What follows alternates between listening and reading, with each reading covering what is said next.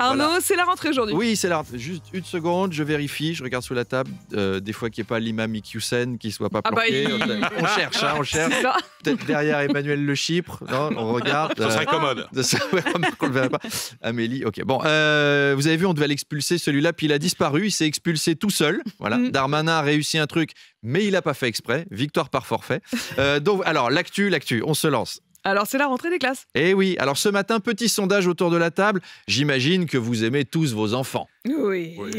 Oui. D'accord, répondez un peu mieux que ça, parce que là, ils vont se vexer quand même. On les adore. Vous les aimez, mais est-ce que ce matin, c'était pas un peu la fête ? Et oui, ça y est, c'est la rentrée. Vous savez, le nombre de parents qui sont ravis de se débarrasser de leurs gosses. Alors les profs, par contre, sont un peu flippés de voir débarquer tous ces mômes, d'autant que les élèves sont un peu plus difficiles qu'avant. Souvenez-vous, dans les années 60, une petite élève, elle vous disait... Monsieur, s'il vous plaît, j'ai oublié ma gomme. Me punissez pas trop sévèrement. Et aujourd'hui, c'est...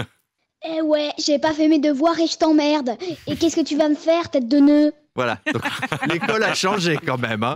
Je ne sais pas comment les gens élèvent leurs mômes. Enfin, on espère que la pénurie de profs se fera pas trop sentir pour éviter les classes de 67 gamins. En même temps, ce sera bien pour l'hiver. 67 dans 20 mètres carrés, t'as moins froid.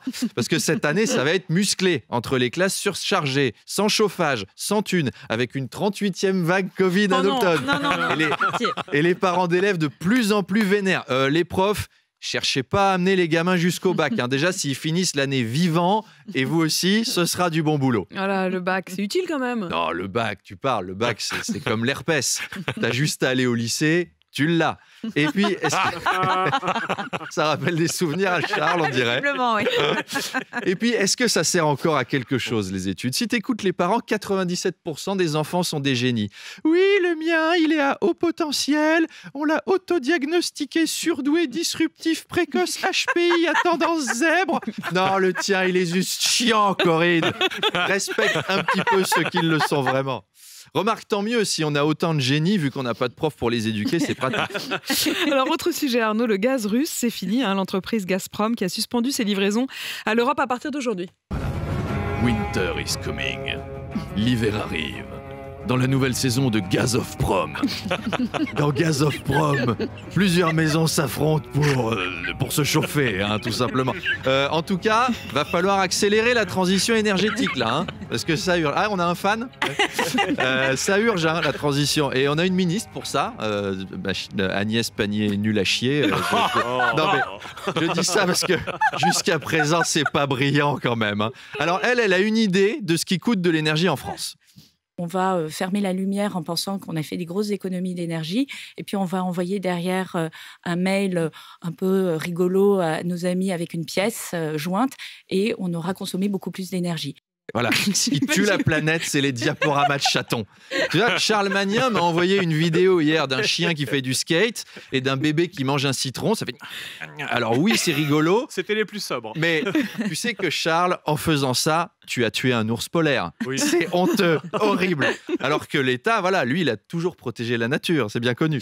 Et on finit, Arnaud, avec cette histoire étonnante. Vous vouliez nous parler de 2 pilotes d'Air France qui ont été suspendus pour une raison insolite. Alors, l'anecdote est dingue. Ils ont été suspendus parce qu'ils étaient en train de piloter un avion et ils se sont mis sur la gueule, l'un et l'autre, à 10 000 mètres d'altitude. Mais bien, patate de forain et tout. Les passagers, ils devaient être morts de trouille. C'est-à-dire, t'es sur ton siège, 40 cm pour les jambes, en train de manger un sandwich à la dinde en plastique et t'entends... Mesdames, Messieurs, bienvenue sur ce vol Paris-Genève. Je suis Stéphane, votre commandant de bord, et je vous informe que mon copilote est un gros fils de chien qui se tape ma meuf. Mesdames, Messieurs, je suis Ludovic, votre copilote, et je viens de coller une droite à votre pilote parce que c'est pas de ma faute s'il ne sait pas satisfaire sexuellement une femme.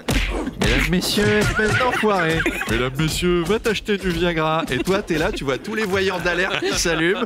Tu commences à relire la plaquette pour savoir comment ça marche, le gilet de sauvetage. Et alors, ça s'est tellement barré en live que c'est un passager qui a dû s'interposer entre les deux et rester jusqu'à la fin. Les mecs pilotent un avion avec des centaines de passagers et ils ont besoin d'un surveillant BAFA. Tu sais qu'on nous dit que l'avion, c'est le moyen de transport le plus sûr et tout. Moi, je suis très content qu'on ait bientôt plus les moyens, ni les sous, ni l'essence pour pouvoir le prendre. Allez, à demain.